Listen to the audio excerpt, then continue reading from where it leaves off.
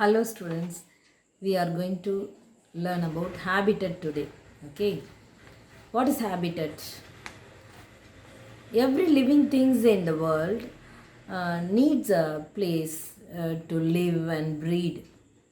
That place is called habitat. Habitat found from the bottom of the sea to the top of the mountain. Various habitats are there. This habitat is divided into two. One is aquatic habitat, another one is terrestrial habitat. Some man-made habitats are also there. Naturally made habitats are also there. Man-made habitats are farms, small towns, cities. And natural habitats are forests, deserts, grasslands or meadows. First of all, we are going to learn about forests. Forests are the thick covering of vegetation. They covered a large variety of trees. They are densely covered. Forests are formed where the rainfall is high. The rainfall range is about 25 centimeter to 200 centimeter per year. There is a lot of forest near to us is Western Ghats. On the way to hilly areas like Kodaikanal and Ooty, we can see more forests which are fully covered the mountain. The mountain wear a dress with green forest. We can imagine like that. Next, we are going to see about desert. Desert, where the water scarcity is there. That is least amount of water is present in that area. Year rainfall in this area is below 25 centimeters. The plants which grow in this area is called xerophytic plants because they are not having enough water. When rainfall occurs, and the plants are suddenly grow and blossom and form a seed. So the lifespan of the plant is short in this area. In desert, the plants having some adaptive features.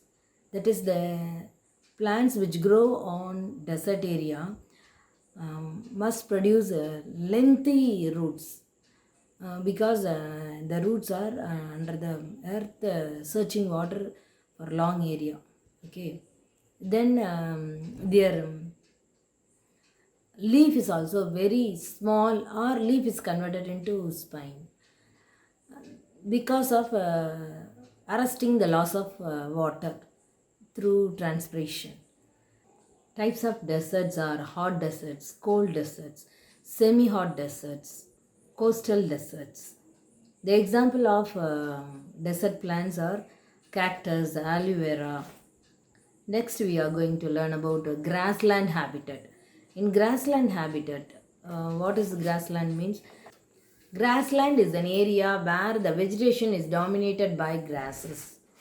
Mostly talked about grassland is savanna. Next, we are going to learn about aquatic habitat. Aquatic habitat is again divided into two. One is freshwater habitat, another one is marine water habitat. From the word itself, we know what is aquatic. Always water present in that area, or occasionally water present in that area during rainy season and all like that. Rivers, ponds, and lakes are the example for freshwater habitat. Here, plants like water lily, lotus are some examples.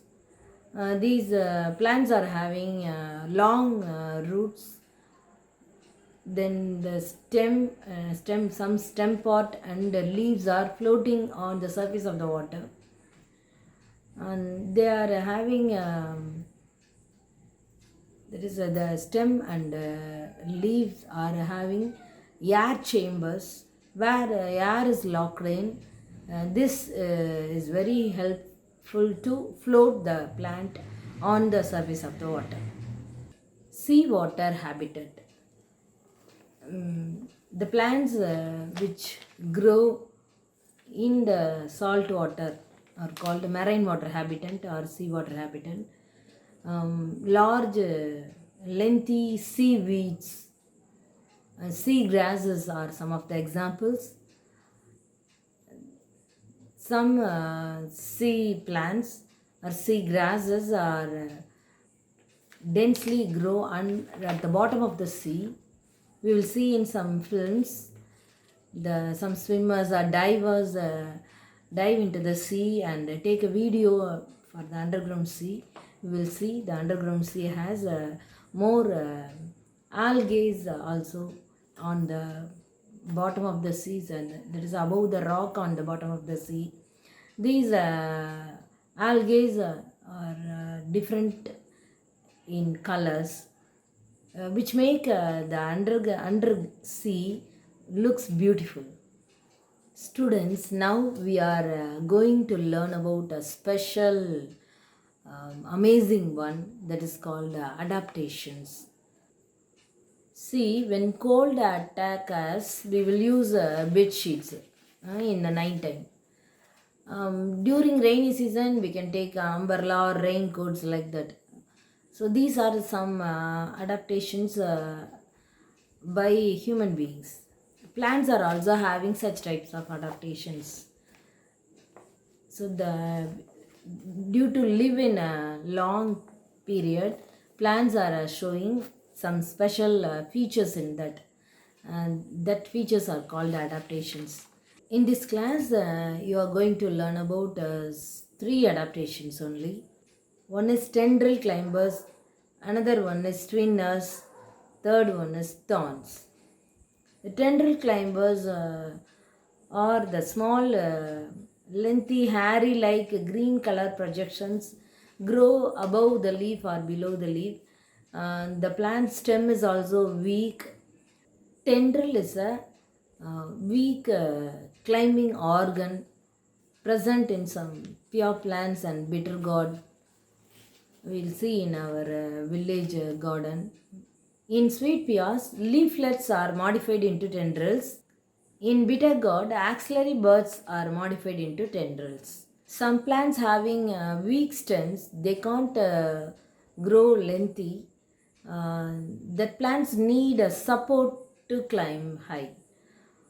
For example, clitoria and jasmine plants are need like this.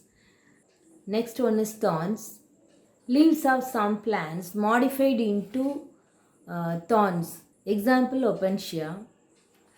The stem of the opentia becomes a flatty surface,